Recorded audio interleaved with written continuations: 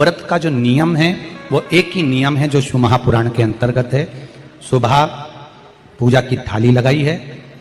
5 व्रतों का विधान है, छठा व्रत का विधान नहीं। कितने व्रत? 5। सुबह पूजन की थाली लगाई है। पूजा की थाली, अभिषेक का सामान सब लेकर आप मंदिर में जाइए। शिव मंदिर में जाकर बाबा का जल अभिषेक पूजन करिए जिस हिसाब से आप करते आए हो। पूजन की थाली में सामान उतना रखना जो शाम को भी आपके साथ चला जाए, अलग से नहीं रखना पड़े। अलग से केवल शाम को दिए रखो, जल रख लो थोड़ा सा, और बाकी का जो मिष्ठान आप तैयार करोगे बस वो, बाकी का चंदन नबीर गुलाल ये सब सुबह की थाली का रखिए, थोड़ा फल जो भी रखिए। सुबह पूजन करो बाबा का, निवेदन करो, घर आ जाओ, थाली को ढक कर रख दीजिए। शाम को जब जाओ कोई प्रसाद उतना ही बनाओ जितना भगवान के लिए बना रही हो।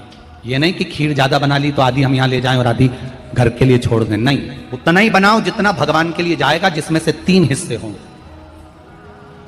एक पात्र में भरकर ले जाओ, दोने ले जाओ, कटोरी ले जाओ, प्लेट ले जाओ, जो तुम्हारी मर्जी पड़े, कागज ले जाओ, जो तुम्हारा मन पड़े वो ले जाओ। 6 दिए लेकर जाओ, बाबा के मंदिर में जाकर पूजन अर्चना करो। शाम को अभिषेक नहीं करना है, केवल छींटा देना है। थोड़ा सा जल जो बचा हुआ है उसमें से थोड़ा थोड़ा छींटा देकर, जल का थोड़ा सा छींटा देकर पूजन आदि कर कर, जैसी पूजन सुबह करी वैसे ही भाव से पूजन करो। 5 दिए थाली में से नीचे रख दो, 6वां दिया भी नीचे उतार दो थाली में से। 5 दिए लगाना जब प्रसाद के 3 हिस्से पूरे कर दो, प्रसाद के 3 हिस्से रख दो नीचे, फिर दिए लगा दो 5। एक दिया उठाकर जिसको जलाया नहीं है वापिस अपनी थाली में रख दो। 5 दिए प्रज्वलित कर कर बाबा को निवेदन कर दो, बाबा आज मेरा पहला पशुपति व्रत है, इसको स्वीकार करना। दिल से बाबा इस कार्य के लिए मैंने करा है, इसको स्वीकार कर लेना। बहुत सुना बाबा पशुपति व्रत में कर रही हूं, मैं भी पूर्व में ना जाने कितनी योनियां ली होंगी, कौन सा मैंने बेकार कर्म करा होगा जो आज मुझे दुख भोगना पड़ रहा। इस दुख को आप मिटा सकते हो क्योंकि आपका नाम पशुपति नाथ है। आप इसको मिटाइए, विनय करो, बाबा से विनती करो। एक दिया, एक प्रसाद का हिस्सा थाली में लेकर आ जाओ, बाबा को निवेदन कर कर, बाकी का वहां छोड़कर एक दिया, एक प्रसाद का हिस्सा लेकर आ जाए। एक दिया, एक प्रसाद का हिस्सा लाए, घर के अंदर प्रवेश करते समय सीधे हाथ की ओर बैठकर, अपने घर की ओर मुख कर कर सीधे हाथ की ओर उस दिए को घर के बाहर प्रज्वलित कर दो। भगवान से विनती करो, भोलेनाथ आप मेरे घर में प्रवेश कर कर मेरा कार्य सिद्ध करें। बाबा को निवेदन कर कर अंदर जाइए। भोजन करने से पहले जो मीठा है, एक हिस्सा प्रसाद का है, उसको खा लीजिए। उस हिस्से में से किसी को नहीं देना, चाहे घर में बच्चे हों चाहे बड़े हों। उस प्रसाद का हिस्सा केवल तुमको खाना। पहले प्रसाद खाइए, उसके बाद में फिर भोजन करिए। एक समय फलाहार कर सकते हो, दूसरे समय भोजन कर सकते हो। इसमें जरूरी नहीं कि आपको मीठा ही खाना है। शाम का जो प्रसाद बनेगा वो मीठे का ही भोग लगेगा। सुबेरे आप आराम से नमकीन का भी फलाहार कर सकते हो, मीठे का भी फलाहार कर सकते हो। फलाहार के लिए कोई मना नहीं है, फलाहार आप कैसा भी कर सकते हो। पर भोजन जब करोगे, अन्न जब खाओगे, जब पहले भगवान का प्रसाद खा लो। 4 पशुपति व्रत पूर्ण हो, बीच में अगर कहीं रजस्वला धर्म आ गया, आपको पूजन नहीं करना है, घर में कोई सूतक सावड़ आ गया या कोई व्रत फंस गया, एकादशी आ गई या कोई व्रत आ गया, तीज आ गई, चतुर्थी आ गई, जिसका व्रत करते हुए आए हो, तो पशुपति व्रत उस दिन मत करो, फिर अगले सोमवार कर लेना।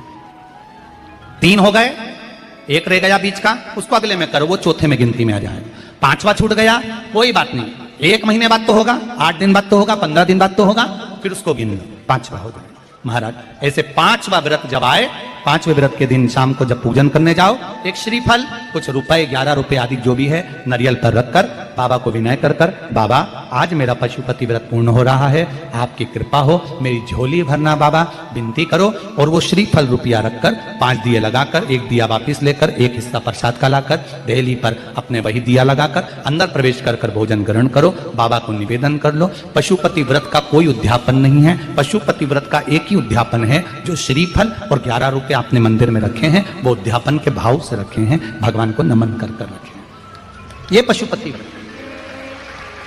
अब दुनिया के लोग इसको पशुपति व्रत को कहीं इतनी बत्ती लगा दो, तो इतनी बत्ती का दिया लगाओ, तो ऐसा करो, तो गलत। उसका नियम जो है वो एक ही, उस नियम के अलावा कोई नहीं। आप प्रेम से करो, स्नेह से करो, उसको दिल से विचारो, मन से विचारो।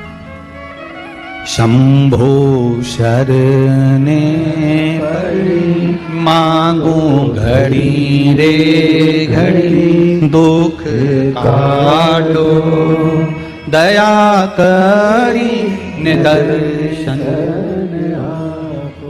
आप दिल से उसका स्मरण, ये पशुपति व्रत है।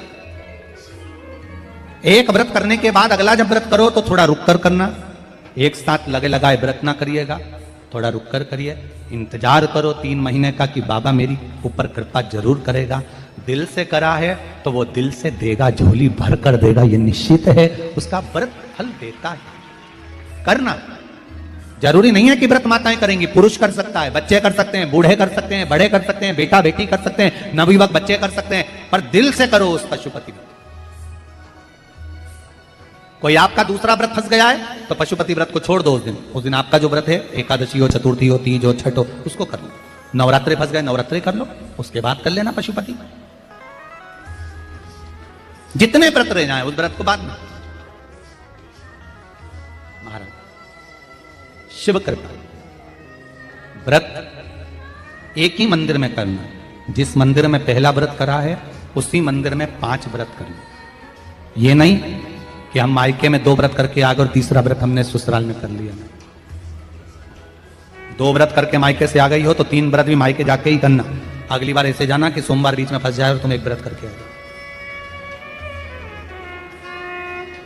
मायके में अगर व्रत कर रही हो तो अपनी पूजन का सामान अपने ही रुपए का होना चाहिए, मायके के पैसे का नहीं चाहिए। कुंवारी होती और तुम मायके के सामान से पूजन करती, अगर कुंवारी होती तो तुम्हारा वो पूजन लगता, पर विवाह होने के बाद, गोत्र बदलने के बाद आप अपना पूजन का धन अपना खर्च